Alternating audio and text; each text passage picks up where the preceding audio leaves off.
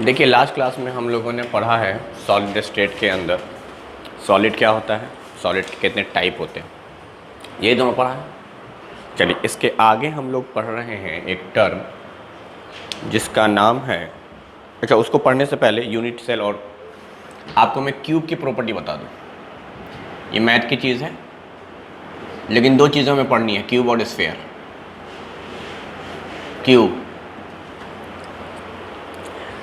Cube जो है basically वो 6 स्क्वायर का एक 3D फिगर है। 6 स्क्वायर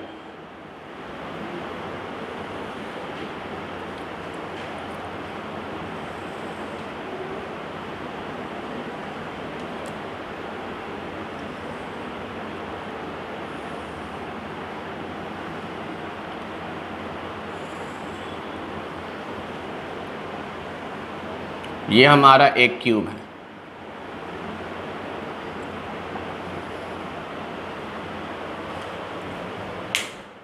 छह स्क्वायर हैं इसके अंदर। इन स्क्वायरों को फेस कहा जाता है। फेस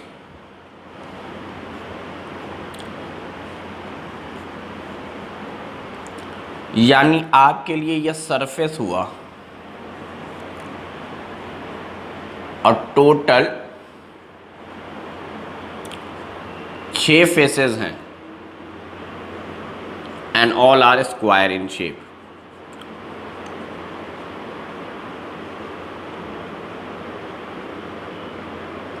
सारे के सारे स्क्वायर शेप के। मैं अगर इनका नाम लिखूं पहचानने के लिए कि ये 6 स्क्वायर कौन हैं, तो ये है A point, B C D, E F G H. अब 6 फेस सुनेंगे। ये ऊपर वाले इसको छत कहते हैं, ए बी सी डी।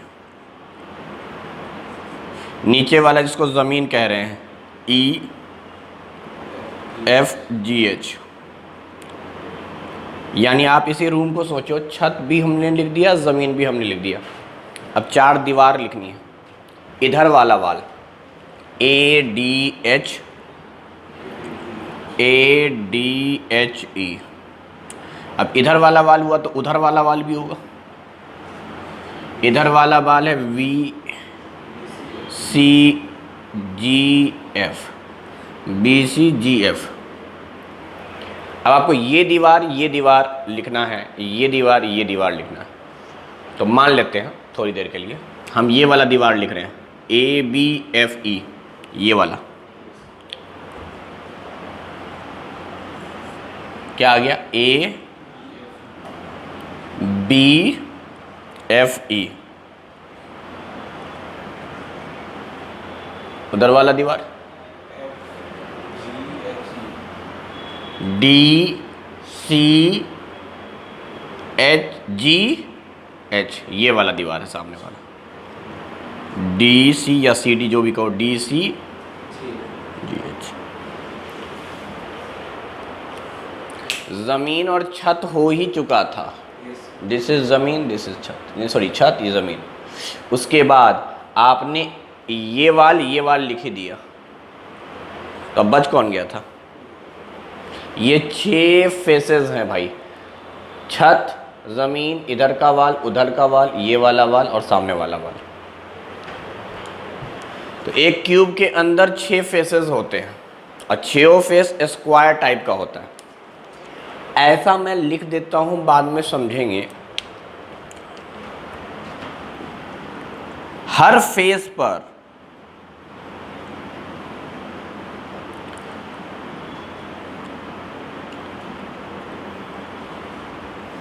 ये याद रखना है, हाफ एटम और स्फीयर। एक्चुअली एटम जो है वो स्फीयर शेप का है,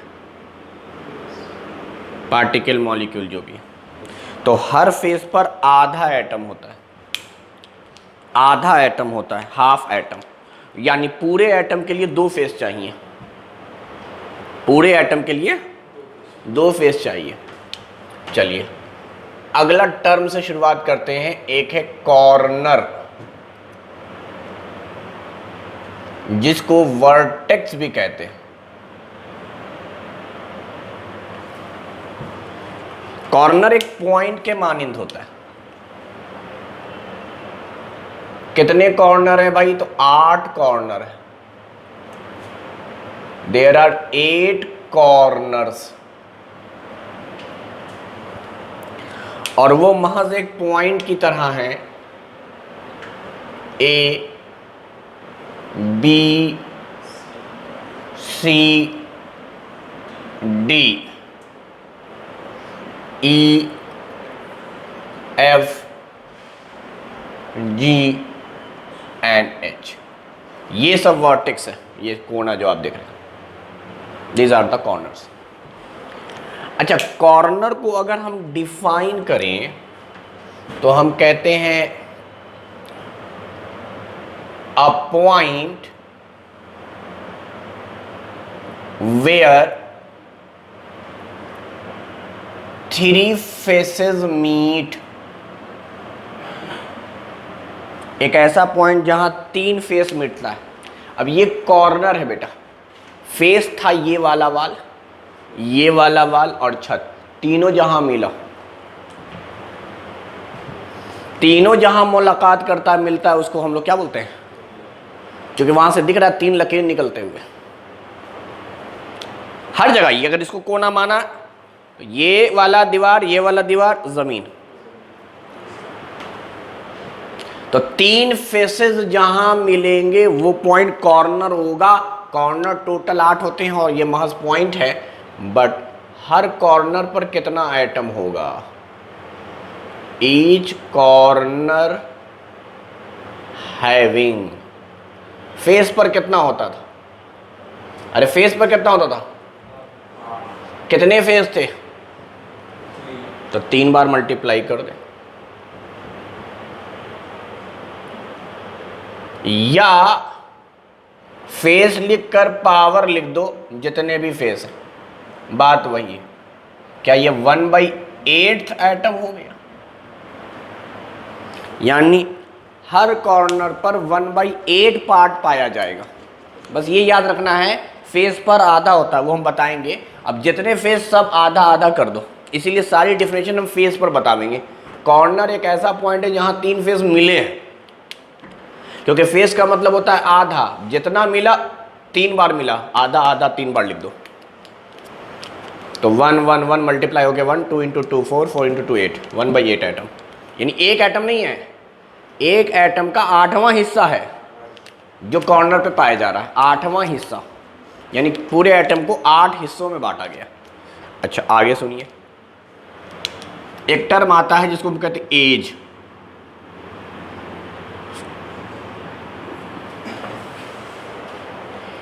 एज को हम लोग लेंथ ऑफ क्यूब भी कहते हैं, लेंथ ऑफ या साइड ऑफ क्यूब, क्यूब की जो साइड होती है, और वो आपस में बराबर होती है, हम ए से रिप्रेजेंट करते हैं क्यूब के साइड को, एज को। अभी तक हम सरफेस देख रहे थे पूरा का पूरा, जिसको स्क्वायर कहते थे, और पॉइंट देख रहे थे। अब दूरी देखेंगे, यानी कमरा कितना लंबा, कितना चौड़ा, कितना ऊंचा। ये जो लेंथ ब्रेथ हाइट होता है यही एज कहलाता है। तो क्यूब के अंदर चूंकि स्क्वायर है तो लेंथ ब्रेथ हाइट सब बराबर होगा, जितना लंबा उतना ही चौड़ा उतना ही ऊंचा, और सबको हम ए बोलेंगे, लेंथ को भी ए, ब्रेथ को भी ए, हाइट को भी ए। यानी क्यूब के अंदर ये बात मान कर चलें आप कि लेंथ ब्रेथ हाइट सब बराबर होती है, और इन्हीं को हम ए कह देते हैं। तो अब सवाल ये है कि एज क्या है भाई? ये तो मैंने बता दिया, एक डिस्टेंस है क्यूब का, जो ये वाली दूरी है, इसे हम ए कहेंगे। अब स्क्वायर है, ये ए है, तो ये वाला साइड भी ए, बोलो। फिर ये वाला साइड भी ए, भाई ए ए ए ए सब ए। तो ये याद रखेंगे, हर साइड यहाँ ए होती है, हर साइड, कोई भी साइड ले लीजिए। तो टोटल कितने डिस्टेंस हैं, कहिएगा 12, एजेस 12 हैं, एजेस 12 हैं, 12 एजेस। एक क्यूब के अंदर 12 एजेस हैं।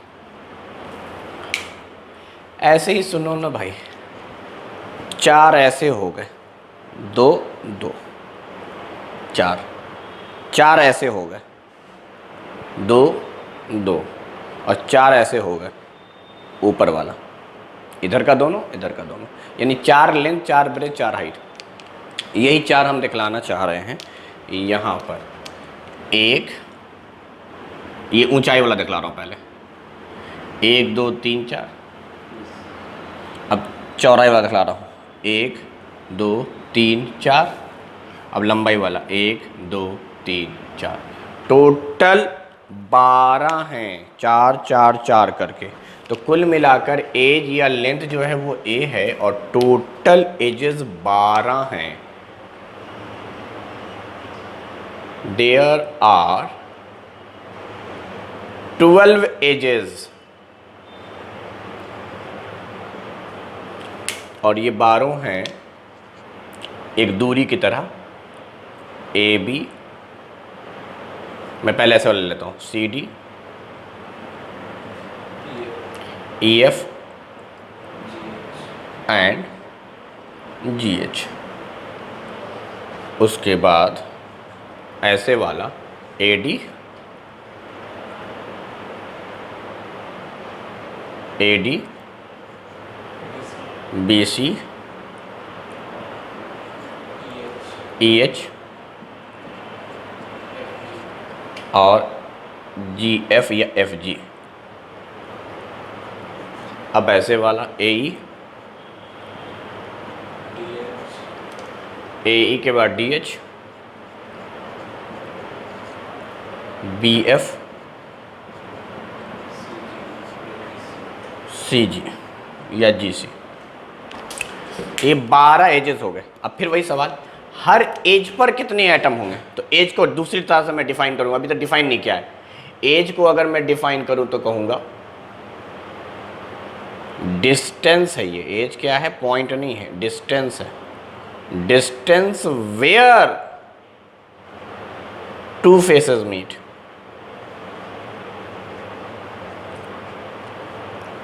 वैसे तो मैं ये भी कह सकता था दो कॉर्नर के बीच की दूरी, वो कॉर्नर है, वो कॉर्नर, उसके बीच की दूरी। लेकिन सही बात ये है, कॉर्नर से जैसे ही इधर निकलोगे, कॉर्नर से थोड़ा सा इधर, कॉर्नर से थोड़ा सा इधर निकलोगे, पूरी लंबाई जो होगी, इस लंबाई दो फेस पर है, एक छत एक दीवार, छत दीवार। यहाँ भी अगर यहाँ पर हम आ जाते हैं तो ये दीवार और ये ज़मीन इन्हीं को टच कर रहा है, अब वो वाले को नहीं टच कर रहा है। जैसे ही हल्का सा निकले कॉर्नर से आप, कॉर्नर पर 3 फेसेस हैं, समझ में आ रही बात? लेकिन इस पूरे लंबाई में 2 फेसेस हैं, एक छत वाला है, एक दीवार वाला है, ये वाला। तो ऐसा एज किसको कहेंगे? ऐसा दूरी जो 2 फेसेस के मिलने से बनी है। इससे क्या पता चला? इससे पता चला कि हर एज पर ईच एजेस हैविंग फेस 2 बार है, यानी 1/4 एटम। बोलो, अरे बात समझ में आई? एक लास्ट बता देता हूं, जिसको हम लोग कहते हैं बॉडी सेंटर।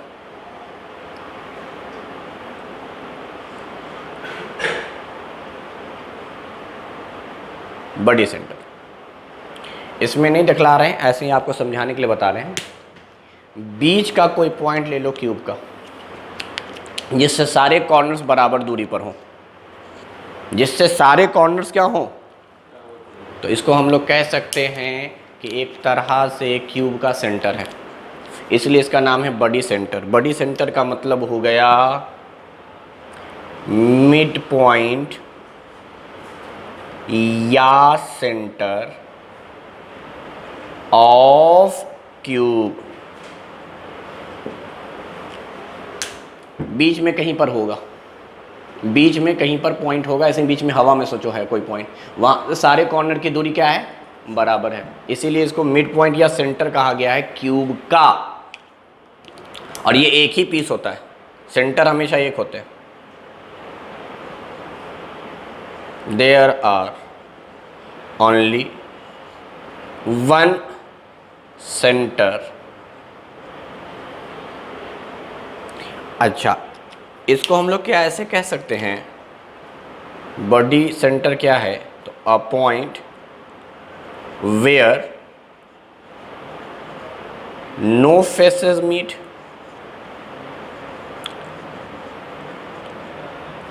भाई तो हवा में फेस तो ये सारे फेसेस के बीच में कहीं पर होगा, फेस थोड़ी मिल रहा है, फेस तो यहाँ पर मिल रहे हैं, तो ये सब बन रहा है कॉर्नर वॉर्नर, तो जहाँ फेस ना मिले उसे हम बॉडी सेंटर कह रहे हैं। फेस से कोई मुलाकात नहीं हो रही बीच में सेंटर पे, तो जीरो फेसेस मीट कह सकते हैं। नो का मतलब हो गया, नो का मतलब हो गया जीरो फेसेस मीट, एक भी फेसेस नहीं मिलेगा। तो अब हम मैथमेटिकली सोचेंगे, क्या सोचेंगे भाई, ईच बॉडी सेंटर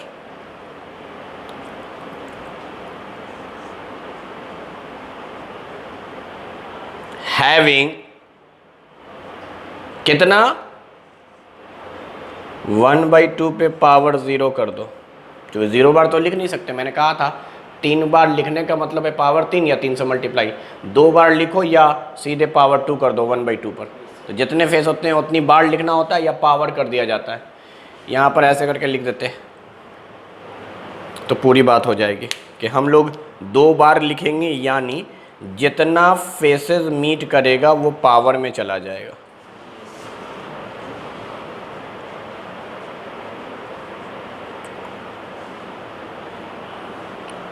बोले ठीक है। और बॉडी सेंटर पर 1/2 पे पावर 0, चूंकि 0 फेसेस मीट किया है तो किसी भी चीज़ पे 0 पावर क्या होता है, 1, यानी एक कंप्लीट एटम होगा बॉडी सेंटर पर, एक कंप्लीट एटम होगा बॉडी सेंटर पर। ये पूरा उतारिए जल्दी से।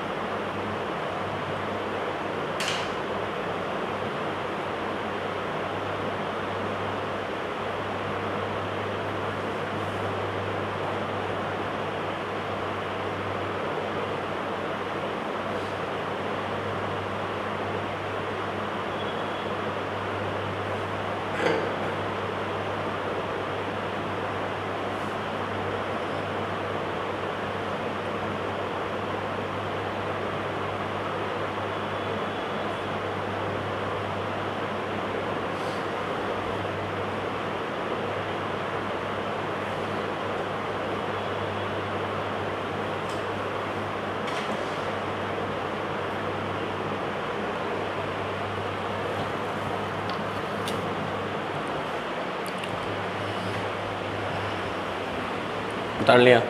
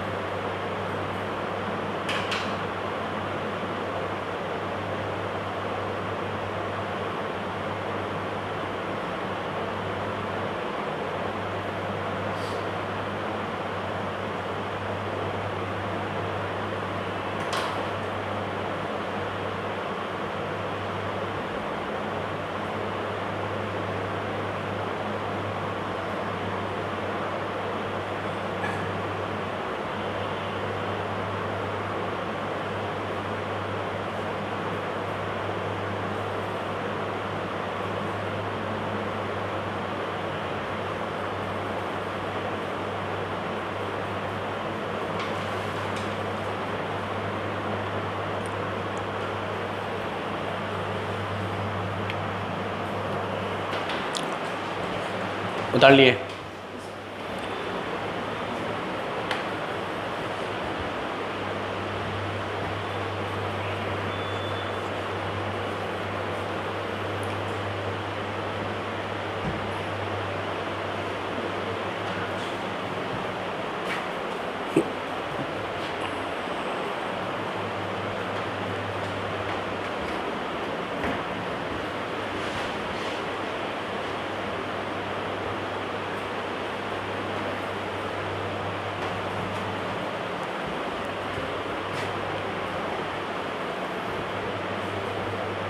क्या आपको क्यूब का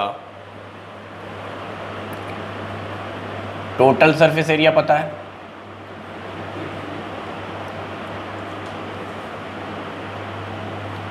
क्या आपको क्यूब का टोटल सरफेस एरिया पता है?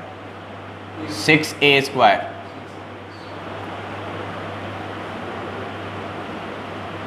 और वॉल्यूम होता है a³।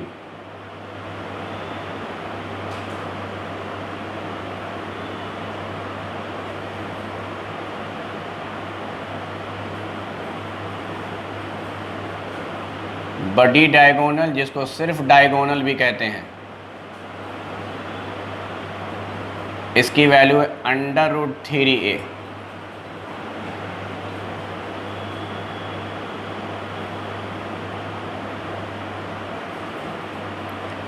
फेस डायगोनल की वैल्यू है √2a।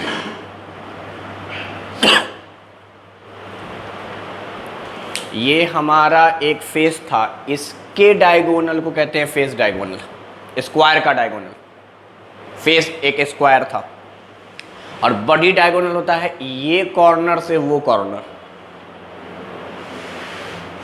बॉडी सेंटर से गुजरेगा कोई पॉइंट, इसलिए इसका नाम है बॉडी डायगोनल या सिर्फ, अब फेस से जो गुजरेगा उसका नाम है फेस डायगोनल। तो फेस डायगोनल को आप बोल सकते हैं स्क्वायर डायगोनल।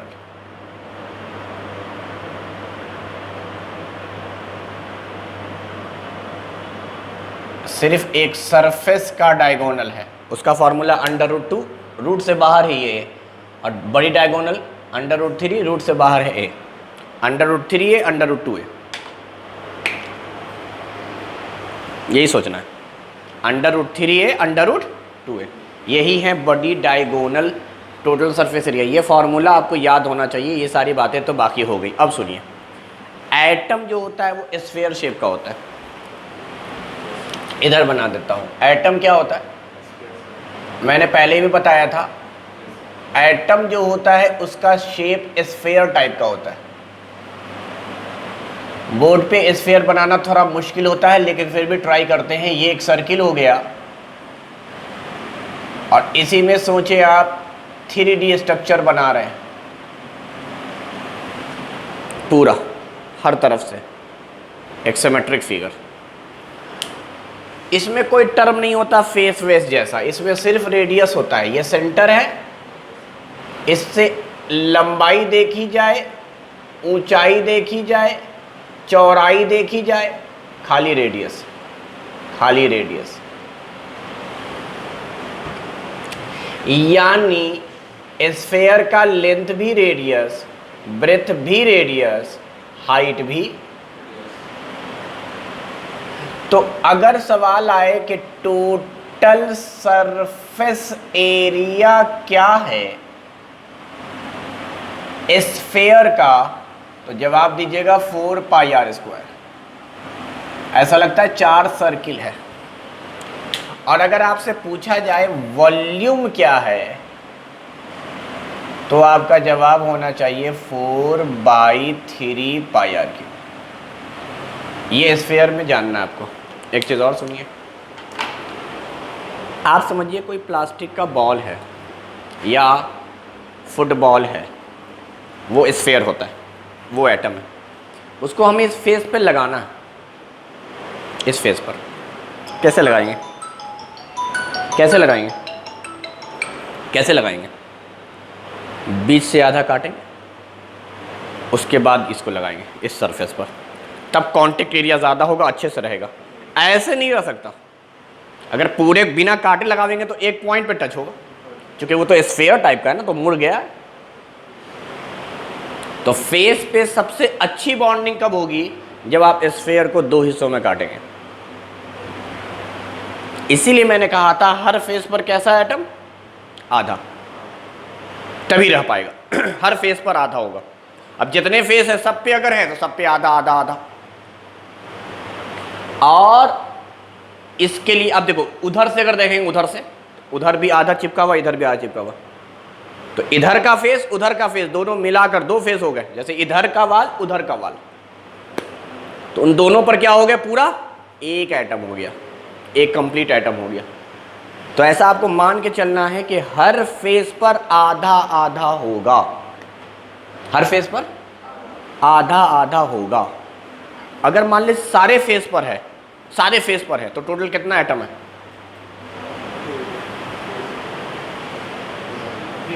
3 एटम। सीधी सी बात है, क्योंकि 6 फेसेस हैं, हर फेस पर आधा आधा, 6 फेसेस हैं। अरे इस पे आधा, इस पे आधा हो गया एक, इस पर आधा, इस पे आधा हो गया एक, इस पे आधा, इस पे आधा हो गया एक। यही जोड़ा तो है, जमीन छत, ई दीवार, ई दीवार, ई दीवार, ई दीवार। अब बता, इस एज पर, तो एज के लिए क्या करेंगे, इसके लिए आधा किया था, इसके लिए दोबारा से आधा करेंगे, 2 बार कट मारेंगे, हाफ हाफ, तो 1/4 इस पे चिपकेगा आके। इस पे चिपकाने के लिए हम आधा नहीं रखेंगे, आधा होता तो खाली इसी फेस पे होता, ऐसे नहीं रहेगा कभी। उसको काटेंगे दोबारा से, तब ये बनेगा इस तरह का, तब चिपक पाएगा, तब चिपक पाएगा। तो आधा को भी आधा कर देंगे यानी 1/4। तो एज पर 1/4 होता है, क्योंकि एज वो हिस्सा है जो दो फेसेस के मिलने से बना। तो अगर इस पर 1/4 है और मान ले सारे एजेस पर है एटम, तो टोटल कितने एटम होंगे? सारे एजेस पर हैं कितने होंगे? 3 एटम होंगे। बिल्कुल सही बात, सीधे कुछ ना करना है, 12 एजेस हो गए हैं, 12 से मल्टीप्लाई कर देंगे 1/4 को, और क्या करेंगे? अरे एक पर पता है, और कितने हैं टोटल?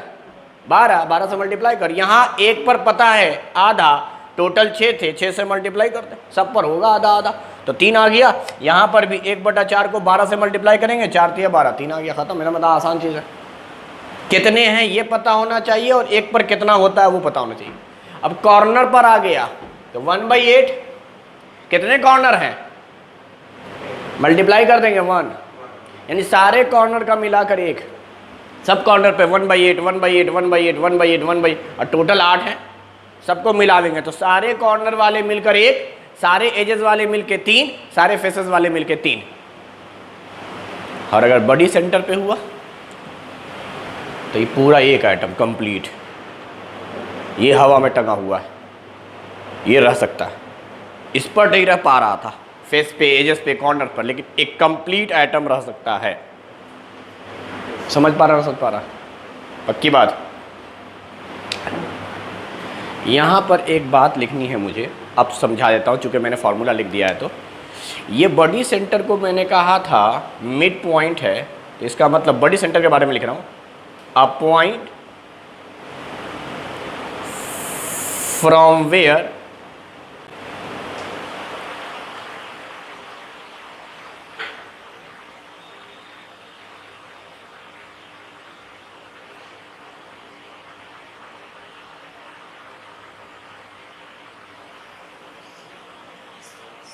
यही मतलब हुआ, एक ऐसा पॉइंट जहां से सारे वर्टेक्स यानी कॉर्नर की दूरी क्या हो जाएगी? बराबर हो जाएगी। पर अब वो दूरी है कितनी? वो दूरी है कितनी? सवाल ये, वो दूरी है कितनी? तो a point from where all vertex is at same distance, that is,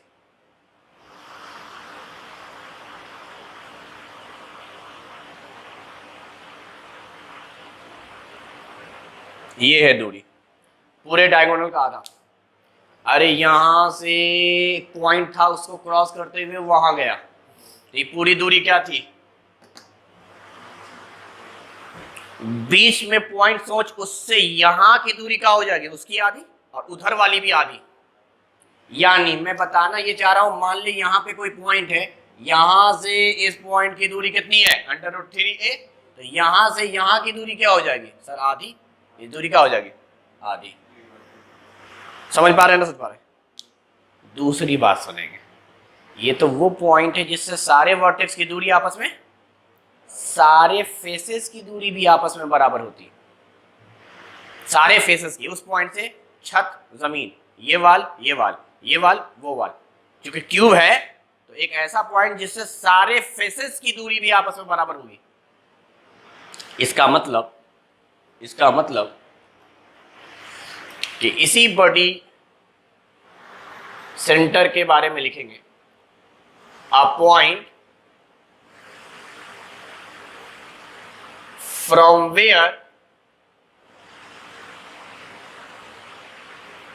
where all faces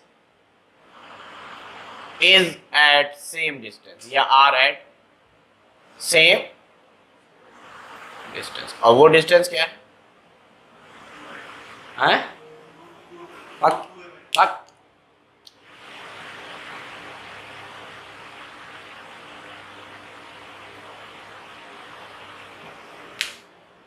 भाई यही तो है, इस दीवार से इस दीवार की दूरी a, ये एक फेस है, ये एक फेस है, बीच में कोई पॉइंट, यहां से यहां, यहां से यहां, पूरा मिला के ये है, पूरा मिला के ये है। इसका मतलब यहां से ये a/2, a/2, यहां से यहां तक ए है पूरा, बीच में पॉइंट a/2 a/2, इस दीवार से उस दीवार तक पूरा ए है, पॉइंट है बीच में a/2 a/2। तो यहां सोचना है ये पूरा ए था हमारा, लेंथ ब्रेथ हाइट सब ए है, बीच में कोई पॉइंट आ जाए तो इधर भी a/2 इधर भी a/2, बीच में कोई पॉइंट आ जाए इधर भी a/2 इधर भी, क्योंकि ये दूरी भी ए है।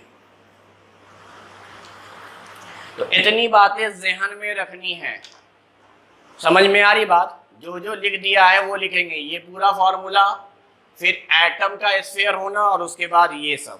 तो ये पूरी बातचीत आगे इस्तेमाल की जाएगी, इसलिए ज़रूरी है इसको समझना पूरा का पूरा। ये पूरा बेस है सेकेंड पार्ट में स्टार्ट करने के लिए, कि हमें क्यूब और स्फीयर के बारे में पता होना चाहिए, ये सब टर्म पता होना चाहिए, फेस किसको कहेंगे, कॉर्नर किसको कहेंगे, एजेस किसको कहेंगे, कितने एटम्स उस पर होंगे। क्लियर?